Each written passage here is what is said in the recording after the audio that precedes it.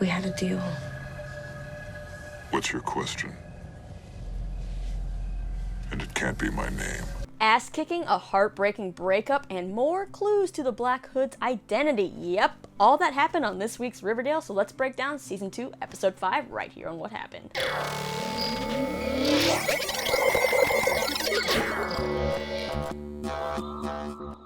How's it going, you lovely people? Lisa here, and I am back with another TV recap all about this week's Riverdale, and I am so excited about this week's episode, Chapter 18, When a Stranger Calls, because it's the episode I've been waiting for.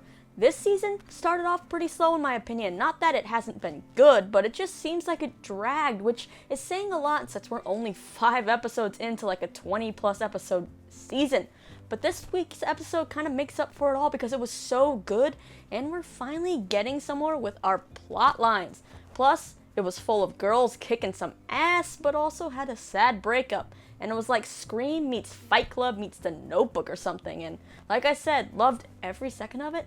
And I kind of need the episode next week right now. Like next week's episode needs to come now. But sadly, we have to wait another week, so let's just talk about this week's episode. Betty bonds with the Black Hood, and while it costs her Bughead, she is closer to finding out Black Hood's identity. For all Bughead shippers out there that are pissed about this breakup, it's actually all that damn Black Hood's fault. Or maybe more of Archie, but more Black Hood, I guess. Nick St Clair comes to town and he is bad news, but he gets what he deserves and he might be getting a little bit more. Jughead decides it's time to take over for his dad, and in order to keep the serpents from causing a war, he must become one of them. Also, a quick shout out to the Riverdale writers and whoever for Cole Sprouse in that tight little tank top, because I'm not complaining. I don't think anybody is, except maybe Cole. Finally, part of Alice's past comes back into play, but it didn't really cause as much uproar as I kind of wish it had, but is it maybe a clue? And lastly, you're probably never going to hear the cheery song Lollipop by the Chordettes the same ever again. Like, I imagine you sitting in like a Johnny Rockets diner and that comes on and all of a sudden you're looking over your shoulder scoping things out for like a serial killer somewhere. Yeah, don't worry, you're probably not going to be alone on this one. Now let's dive a little deeper into this episode and the 3 main storylines. We have Betty, Jughead, and Veronica, so let's start off with Veronica. Alice has once again published a piece in the Riverdale Register blasting the Southside Serpents, and it's the front page article about Dilton Doily being stabbed by a Southside Serpent. I'm pretty sure the other article on the front page says local man cures cancer, and if that's true, shouldn't we be focusing on that maybe? Anyway, Alice of course brings Hiram Lodge's name into this article and his Sodale project, and Hermione is reading it aloud to the family. Alice thinks that Hiram doesn't actually want to clean up the South Side and revitalize it, but just profit off of it. Well, the article is pretty bad timing for the Lodges since they're about to have their open house, and yeah, they're running out of capital fast as well. Hiram has a plan though, and he's invited the uber-rich St. Clair family to the open house, and Hermione says if Veronica really wants a seat at the table like she says she does, then she's gonna need to show Nick St. Clair, her old friend, all the good things Riverdale has to offer. While Veronica says she and Nick never dated, she sure does sing his praises to all her pals at school. She has Archie over later to meet Nick, and Nick pulls out some cocaine and offers a bump to Veronica, but she declines, which is kind of surprising to Nick. Now, Nick's definitely a huge flirt, and I think Archiekins is a little threatened here. Now, since Nick is a budding music producer, Veronica brings him to school to meet the Pussycats, and Nick invites everyone in the room to a party at his hotel later. Then we finally see Cheryl show up, although it's still not enough of her in this episode. I'm pretty sure she could be 100 feet away and still know when the word party is being said and magically appear, which she of course does here, and Nick and her, they kind of take an interest into each other immediately. At the party, Nick wants to kick things up a notch, so he pulls out some jingle jangle supplied by Reggie, and at first, no one wants to do it, but when Nick brings up how Veronica is supposed to be showing him a good time, everyone decides to do it except for Betty. Now, the vibe of the party is immediately killed when kinda dark Betty takes a stab at Veronica, which I'll talk about a little bit more during Betty's portion of this recap. Now, after everyone is gone, it's just Nick and Veronica, and that's when things take a sour turn because Nick tries to force himself on Veronica, but she slaps him and gets out of there. I think it's pretty much the next day when the Sodale open house happens, and Hiram asks Veronica how things are going with Nick, and she's kind of worried that something may have been said that may have tipped Hiram off that things aren't going well, but Hiram actually says things are going well and her charm is working. Nick shows up to the party and apologizes to Veronica, saying he's had a rough 3 months because he's been in and out of rehab, and I guess he's trying to make that an excuse from his behavior, but yeah, sorry buddy there. His true colors come back out once Cheryl arrives, and he sets his sights on her and drugs her drink. Now, as the Pussycats are performing, Josie and Veronica notice Nick leaving with Cheryl, and something seems off, and Nick does take a drugged Cheryl back to his hotel and is about to assault her when the Pussycats show up just in time and give Nick what he had coming.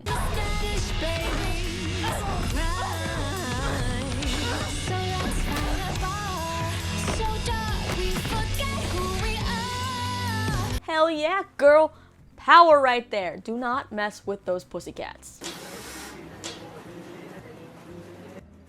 Moving on to Jughead, he comes across Sweet Pea and the Serpents reading the article Alice wrote about Southside ripping them apart again. Fogarty reveals that Dilton actually stabbed himself with his own knife, and how the article saying that Dilton was jumped by a bunch of serpents is a lie because it was actually a whole fight between the serpents and the bulldogs, and Sweet Pea adds how Archie gave him that black eye and Veronica shot a gun into the air. All this is news to Jughead, who is pretty shocked. And Sweet Pea and the Serpents, they're kind of fed up with the North Side always getting off scot-free, so their solution is to blow up the Riverdale Register with a pipe bomb. Jughead tries to calm the situation by saying he'll talk to Archie, but you know what? Sweet Pea's kind of fed up because all Jughead seems to do is talk, and he's being so wishy-washy, and he needs to figure out where he stands because he can't be half a serpent. When they leave, Tony tells Jughead that the North Side has been dumping on them for years and they're over it. FP used to be the one to keep the peace, but now that he's gone, Sweet Pea and the Serpents only have one solution for their problem, and that is violence. Well, what Tony said about his dad resonates with Jughead, so he goes home, puts on his serpent jacket, and goes to find Tallboy to tell him he wants to become a serpent, because he needs to kind of fill his dad's shoes to try to keep the peace. Let's see if you survive the initiation first. Jughead's first initiation task is taking care of the Beast, aka Hot Dog, and it's actually kind of cute that they're on their third hot dog, and you know, Jughead's Forsyth Pendleton Jones the third, so they're both the thirds. It's like a match made in heaven there. Jughead's next task is to recite all the serpent laws from memory, which he passes, and then he must retrieve a knife from a terrarium with a rattlesnake in it. Challenge accepted. Jughead is successful, but he does end up getting bitten, but thankfully that rattlesnake is no longer poisonous. Tony is so impressed and proud of Jughead that she actually ends up taking a step over the friendship line when she calls him Juggy. No, no, no! As he prepares for his final task, Jughead meets with Betty at Pop's, and things seem fine between them as they both say they wish they could actually just run away together, kind of like Romeo and Juliet but with a happier ending. Back at Jughead's, Tony shows up to tell Jughead that this is his last chance to kind of back out because the final trial is just on a whole nother level. Serpents, like, he has to be willing to die for the serpents because they die for him, and she tells him he will probably lose all his Northside friends because that's what happens when you join a gang. Well, I don't think we'll actually ever know if Jughead was going back out of joining the serpents or not before Archie showed up at his trailer. Now, Archie is sent there by Betty to break up with Jughead, which I'll talk about a little bit more, but essentially the serpents show up at the same time, and Archie realizes Jughead is probably going to be joining the serpents, so instead of following Betty's orders to kind of break up with Jughead in a non-cruel way, Archie really lays into Jughead with all his anger and saying it's coming from Betty. And I'm pretty sure I felt my own heart breaking during this scene. Jughead just tells Archie to tell Betty he got the message, and we see Jughead take his final task, which is basically a fight club, as he goes through a gauntlet of serpents who beat the crap out of him, including Sweet Pea with his brass knuckles. Jughead takes it like a man, and when he gets back up, Sweet Pea shakes his hand as a sign of respect, and we later see Jughead at home with his fresh serpent tattoo. When Tony tells him that he's going to have trouble hiding that tattoo from Betty, Jughead says it's not an issue now, and then the two lock eyes, and this is when all Bughead shippers probably yelled at the TV, started throwing things, and that's because Tony goes in for the kiss, and you know what though? Jughead actually kisses her back. You know what? I'm actually going to blame Archie for this whole thing. I like to think that if Archie hadn't shown up, that maybe Jughead would have backed out of being a serpent. But then again, Archie still would have had to break up with him for Betty, and the breakup probably still would have driven Jughead back at some point to the serpents. But who knows? Let's just hope Jughead's plan works and he's able to keep these serpents away from a war. Alrighty, now it's time to get to the meat of this episode with Betty and all her Black Hood business. It's now after the town hall meeting and the Black Hood once again calls Betty. He repeats he'll strike next where it all began, but Betty points out, you didn't do anything at the town hall, and he says he was there, but he didn't hurt anyone because tonight was all about her and how he wants to send Riverdale on a righteous path again, just like her. Betty is like, you know what, hold a minute there, son, because I never said I wanted to do that by killing people. Black Hood, though, points out that he's only doing it to the people that deserve it, like Polly, and he brings up that he knows about the baby and he knows where Polly is, so if Betty tries to tell anyone about him, including Polly, Jughead, or the police, I'll carve her like a jack-o'-lantern. Yeah, damn, like this dude, this Black Hood, he is not playing around. I mean, we saw what he did to Miss Grundy, and I have no doubt he would carve Polly's belly like a pumpkin, and hopefully that doesn't happen, because I don't really want to see that. That'd be pretty gross. That'd be on, like, I don't know, Saw level, or I don't know. Ugh. The next day we learned that Archie retired the Red Circle and signed the apology letter and made a video, so Fred is pretty relieved at this point. Betty then texts him asking to walk her to school, and she ends up confiding in Archie about the call from the Black Hood. The next time Betty's phone rings with that lollipop ringtone, Archie is over, but of course she says she's alone. The Black Hood tells her he's staring at both of her parents at work at the register, and he tells her to check her email and publish what he sent her so he knows she's loyal to him. Betty is quick and says if she does it, she wants something in return from him to prove his loyalty, so he agrees to let her ask him a question that he'll answer if she publishes what he sent by the next night. So what does he want her to publish? Well, it's a scan of an article of Alice's mugshot with the headline, "Southside Teen Arrested and Released on Bail." Well, Betty does not want to publish this because she knows it'll destroy her mom's credibility, but Archie points out, you know what, Alice is pretty awful after all, because she's always going after our friends, but Betty, she's pretty set on not doing it. Well, that changes, and you know what? There's only one person to blame, and that's Alice. Sheriff Keller comes over to say that the two letters were sent to two different specialists who concluded that the handwriting on both of the letters, that they were different. So whoever wrote Betty's letter is a copycat or something. So what does Alice do to push Betty over the edge? She accuses Betty of writing the letter in cipher herself because she thinks Betty and Jughead just might have been bored. Like, really, Alice? Really? You're seriously terrible. Like, no wonder none of your kids like you. Why would somebody do that? Actually, does anybody like you, Alice? I'm pretty sure the answer's no. Now, because this is the CW and Riverdale, it's only appropriate that Archie is working out when Betty texts him to say that she's going to publish Alice's mugshot.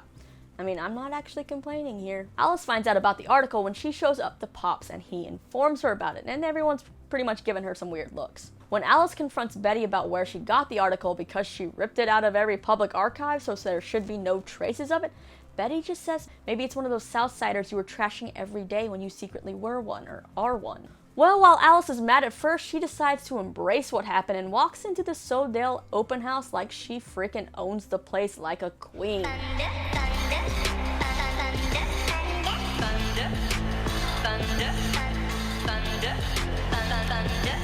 Yeah, talk about making an entrance into a party, right? Also, is that necklace she's wearing kind of in the shape of a snake? Is she embracing the Southside past? And how will this play into the show more? Because I really hope it does. Betty gets another call from the Black Hood, and her question for him is if she would recognize his face without the hood. He says yes, and now he wants Betty all to himself and wants to start cutting everyone out of her life, and that starts with Veronica. So at Nick St Clair's party, when everyone is doing jingle jangle and Betty is sober, she decides this is the time to do what the Black Hood said, so she tells Veronica that Veronica's making a fool of herself and is fake and doesn't really want to be their friend. It's all because of circumstance and father like daughter, stuff like that. Yeah, pretty hurtful things, and Betty ends up leaving and sitting alone at a bus station, which seems pretty far away from pretty much everywhere. So did she really walk that far? Anyway, the Black Hood calls yet again, and she asks him what will make him stop. He says, just keep showing me your devotion, and then the next person on his list for Betty to get rid of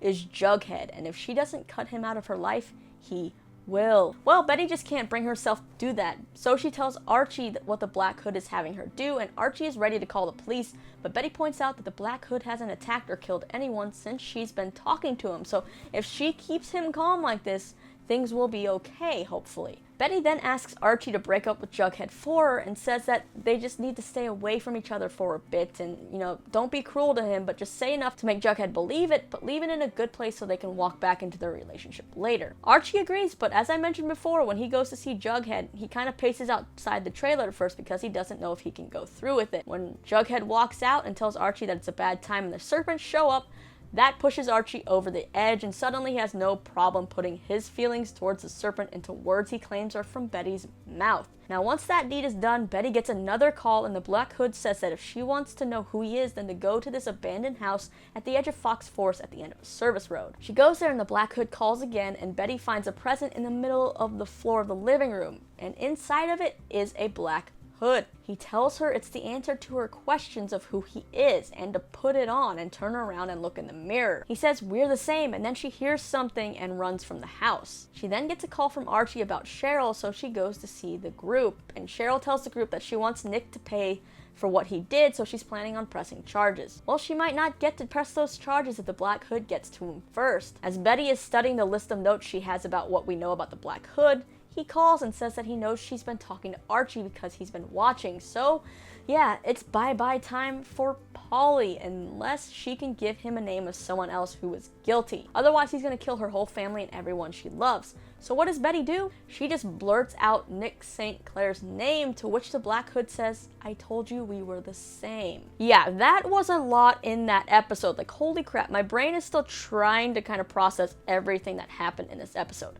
First, though, I have to commend the episode because it dealt with a really relevant subject right now of sexual assault, especially when it comes, from people who think that they're in a power position. And you know what? Good for Cheryl for not wanting to stay silent. Now with Jughead and Tony, there's some sparks there, and I'm sure that will definitely lead to plenty of drama. And I actually think it's just going to drive Dark Betty out even more, especially when she finds out maybe what Archie really told Jughead. And perhaps that will drive a wedge in their friendship too. I don't know, but I'm excited to see more of Dark Betty. No matter what though, I think Betty is going to feel like she's already kind of lost everything, which will push her more into the Black Hood's clenches. As for Hiram and Hermione, they're still in financial trouble and are hoping this Sodale development kind of gets them back on their feet, but we don't know exactly what they're up to. Fred does seem a little suspicious of them in this episode though. As for the Black Hood, we are getting more clues. So according to Betty's notes and what we kind of already know, it's a white male, well-built, in his 30s or 40s with green eyes. He was at the Jubilee and most likely a local. He's familiar with Nancy Drew, so maybe he has a daughter or a sister. She knows him, and he has a house at by Fox Forest. Okay, so I know all season I personally have been counting out Hal and Betty's secret brother Chick, who we haven't met yet, just because I feel like it is way too obvious, like the clear choice. But now I can see why they're trying to make us think that it's kind of one of them, and now I'm more confused kind of than ever because there's also a mention of a whole copycat thing and the letters having different handwriting. So is there more than one Black Hood? Or is the Black Hood being smart and changing up his handwriting so he cannot be traced? Betty's dad would definitely know what Betty read as a child, but it's interesting because we also had the Black Hood say he was watching both Hal and Alice at the register while he was talking to Betty. Sure, that does not confirm that, Hal couldn't have just snuck out of work and made the phone call and just made it all up, but I don't see why he'd be killing for Betty. Sure, he's not around much, but are they really going to make him a suspect again like every season? He was already a suspect in Jason's murder last season. But with the Black Hood telling Betty to put the hood on herself and look in the mirror and saying that they're the same, it definitely leads towards the family route with either Hal or Chick, even though Chick doesn't really meet the physical attributes that we think we know of the Black Hood as far as it comes to age, eye color, and build. I also still don't think Hal meets those physical attributes either, since the Black Hood is pretty tall and lean, and Hal is shorter and stockier and has dark blue eyes. Plus all the pics that Machen and Lily have been posting on set with Hart Denton, who plays Chick, he always seems to be wearing Cooper-esque clothes, so if he came to town and was the Black Hood and they found out, wouldn't he be in jail and not hanging out with the family? I just don't know at this point. Like, my brain is starting to kind of hurt. There's also a theory that it's someone from Alice's Southside past, maybe Betty's real father, which would explain why she looks like the Black Hood, since like I said, Hal doesn't actually have green eyes. I know there's also this thing called contact lenses, guys, but that just seems like too much trouble. Also, I feel like there's a theory that Alice may be behind all of this and is using someone as her puppet, and she could have leaked the mugshot herself to throw people off her trail. But also, she seems more set on trying to get rid of the South Side, so why would she try to clean out the sinners from the North Side? Yeah, still sitting here pretty confused. Everything seems to be pointing to a family member, but I'm still not fully sold on Hal or Chick. Like, I'm just spitballing here. What if it's someone out of the blue, like, say, Fred? He obviously knows Betty pretty well. He's watched her grow up. Eye color doesn't really match, but as we've said before, there could be contact lenses. He could have set up, his own shooting. The Black Hood does want to get rid of Jughead and doesn't go after Archie first, so maybe Fred thinks that, Betty and Archie belong together. Or we know Alice does not like Jughead either, so that kind of justifies the Alice theory that, she wants to get rid of Jughead and not Archie. Yeah, I don't know. I need to kind of simmer on all of this information, so for now, let's watch next week's promo. You let me see the real Betty Cooper. And she was beautiful. I want this handled discreetly. Riverdale just became a police state. This is about territory. Challenge them.